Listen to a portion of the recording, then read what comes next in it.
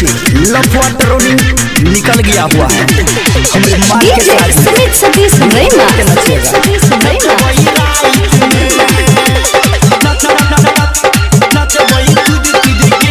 हाँ सब सुन रहल छी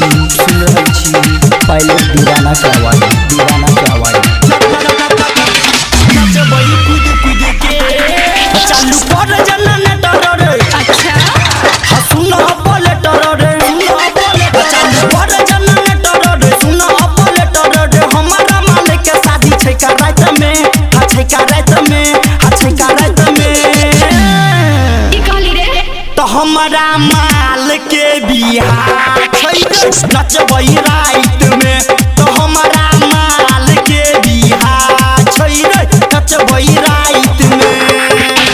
चालू कर जनरेटर रे सुना ऑपरेटर रे हमारा मालिक के शादी छै का रात में छै का रात में मुझे तोड़ दो तो हमारा माल के बियाह छै नचबै रात में तो हमारा माल के बियाह छै रे नचबै रात में नचबै कूद के नचबै कूद के अखन अहाँ सब सुन रहल छी मिर्जापुर से अनु रिकॉर्डिंग स्टूडियो के सुमित सतीश रैना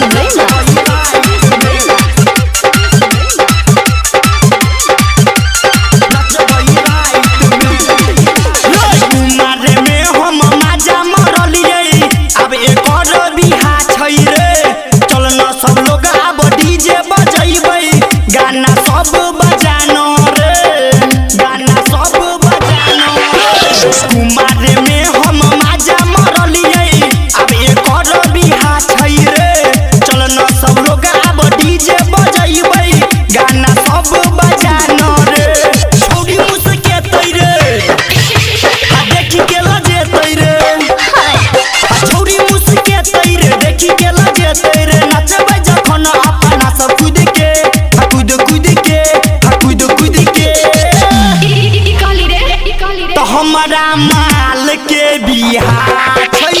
नचबै रात में तो हमारा माल के बियाह छै रे नचबै रात में नचबै कूद के नचबै कूद के नचबै कूद के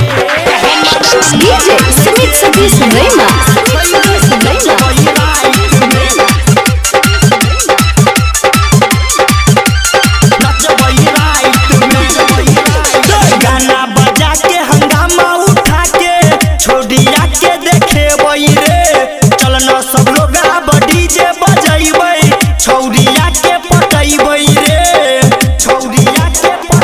गाना बजा के हंगामा उठा के छोड़िया के देखेबै रे चलना सब लोग अब डीजे बजैबै छोड़िया के पटैबै रे राइटर शंभू रे पायलट दीवाना रे राइटर शंभू रे पायलट दीवाना रे कहै छो भोलम बढ़ाना तेज से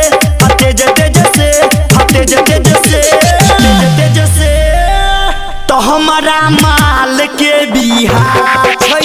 नचबै कूद के तो हमारा माल के बियाह छै नचबै कूद के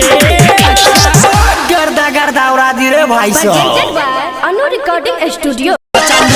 जनरेटर रे सुना ऑपरेटर रे हमारा माल के शादी छै का रात में